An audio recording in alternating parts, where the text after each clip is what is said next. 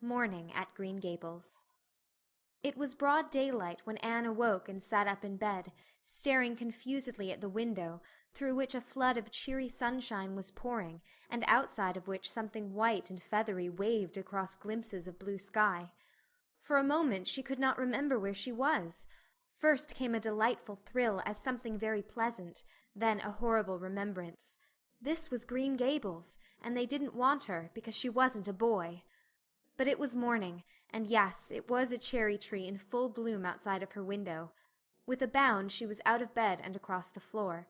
She pushed up the sash. It went up stiffly and creakily, as if it hadn't been opened for a long time, which was the case, and it stuck so tight that nothing was needed to hold it up.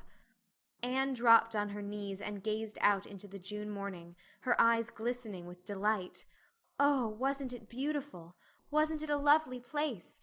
Suppose she wasn't really going to stay here. She would imagine she was. There was scope for imagination here.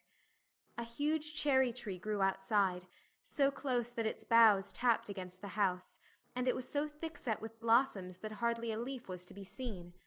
On both sides of the house was a big orchard, one of apple trees and one of cherry trees, also showered over with blossoms, and their grass was all sprinkled with dandelions.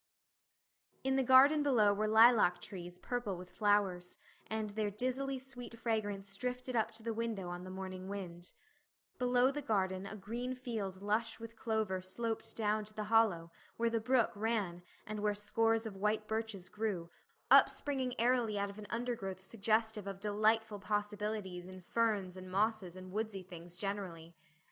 Beyond it was a hill, green and feathery with spruce and fir. There was a gap in it where the gray gable end of the little house she had seen from the other side of the Lake of Shining Waters was visible. Off to the left were the big barns, and beyond them, away down over green, low-sloping fields, was a sparkling blue glimpse of sea. Anne's beauty-loving eyes lingered on it all, taking everything greedily in. She had looked on so many unlovely places in her life, poor child, but this was as lovely as anything she had ever dreamed.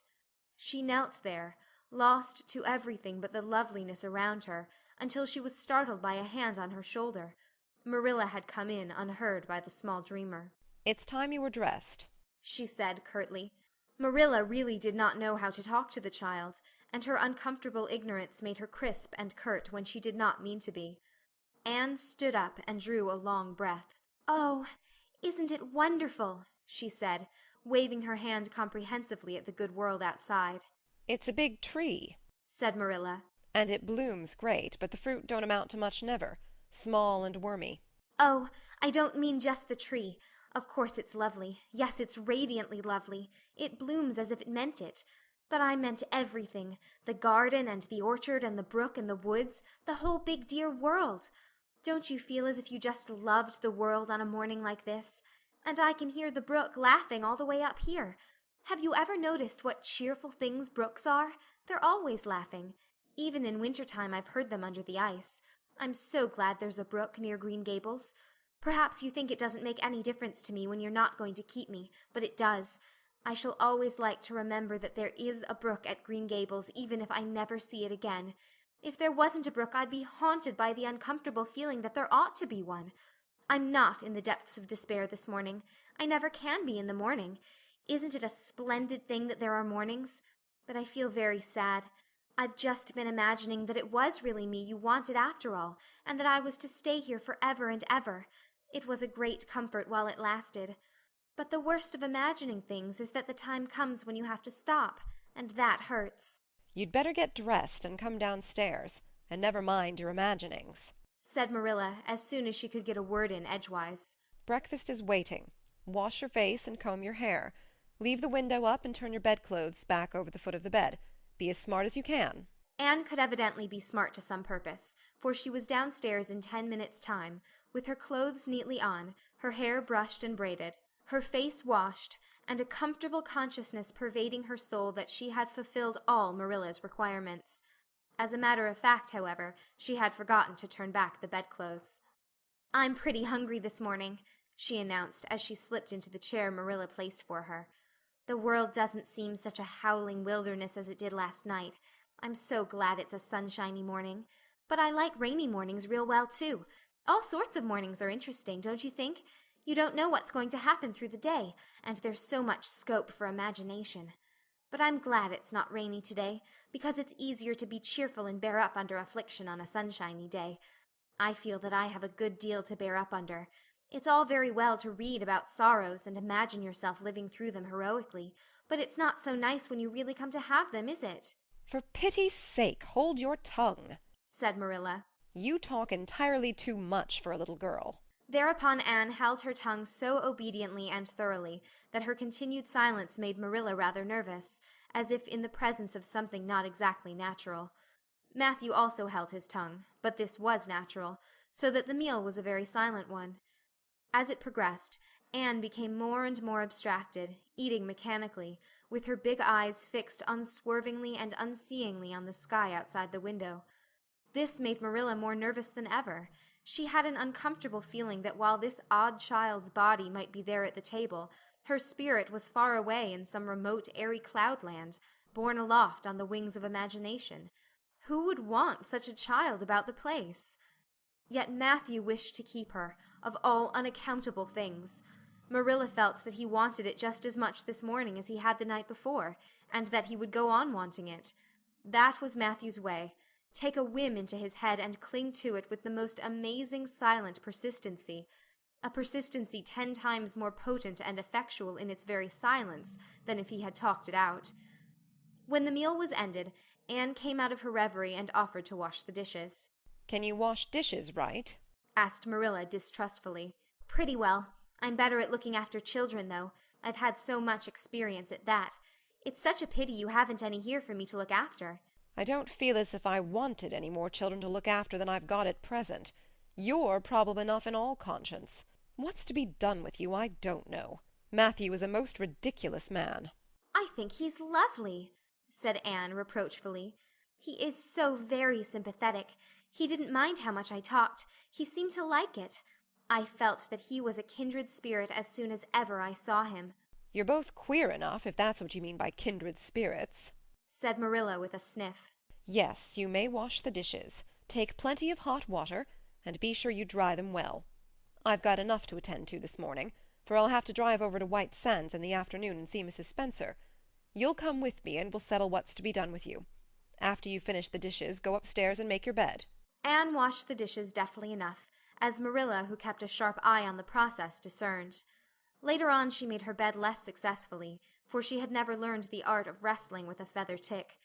But it was done somehow and smoothed down, and then Marilla, to get rid of her, told her she might go out of doors and amuse herself until dinner-time. Anne flew to the door, face alight, eyes glowing. On the very threshold she stopped short, wheeled about, came back and sat down by the table, light and glow as effectually blotted out as if someone had clapped an extinguisher on her. What's the matter now? demanded Marilla. I don't dare go out, said Anne, in the tone of a martyr relinquishing all earthly joys. If I can't stay here, there is no use in my loving Green Gables. And if I go out there and get acquainted with all those trees and flowers and the orchard and the brook, I'll not be able to help loving it. It's hard enough now, so I won't make it any harder. I want to go out so much. Everything seems to be calling to me. Anne, Anne, come out to us. Anne, Anne, we want a playmate. But it's better not. There is no use in loving things if you have to be torn from them, is there? And it's so hard to keep from loving things, isn't it? That was why I was so glad when I thought I was going to live here. I thought I'd have so many things to love and nothing to hinder me. But that brief dream is over. I am resigned to my fate now, so I don't think I'll go out for fear I'll get unresigned again. What is the name of that geranium on the window-sill, please? That's the apple-scented geranium. Oh, I don't mean that sort of a name. I mean just a name you gave it yourself. Didn't you give it a name? May I give it one, then? May I call it... Let me see. Bonnie would do. May I call it Bonnie while I'm here? Oh, do let me. Goodness, I don't care. But where on earth is the sense of naming a geranium? Oh, I like things to have handles even if they are only geraniums. It makes them seem more like people. How do you know but that it hurts a geranium's feelings just to be called a geranium and nothing else? You wouldn't like to be called nothing but a woman all the time. Yes, I shall call it Bonnie. I named that cherry tree outside my bedroom window this morning. I called it Snow Queen because it was so white. Of course it won't always be in blossom, but one can imagine that it is, can't one?" I never in all my life saw or heard anything to equal her," muttered Marilla, beating a retreat down to the cellar after potatoes. "She is kind of interesting, as Matthew says. I can feel already that I'm wondering what on earth she'll say next. She'll be casting a spell over me, too. She's cast it over Matthew. That look he gave me when he went out said everything he said or hinted last night over again. I wish he was like other men and would talk things out. A body could answer back then and argue him into reason. But what's to be done with a man who just looks?" Anne had relapsed into reverie, with her chin in her hands and her eyes on the sky, when Marilla returned from her cellar pilgrimage. There Marilla left her until the early dinner was on the table. "I suppose I can have the mare and buggy this afternoon, Matthew?" said Marilla. Matthew nodded and looked wistfully at Anne. Marilla intercepted the look and said grimly, "I'm going to drive over to White Sands and settle this thing.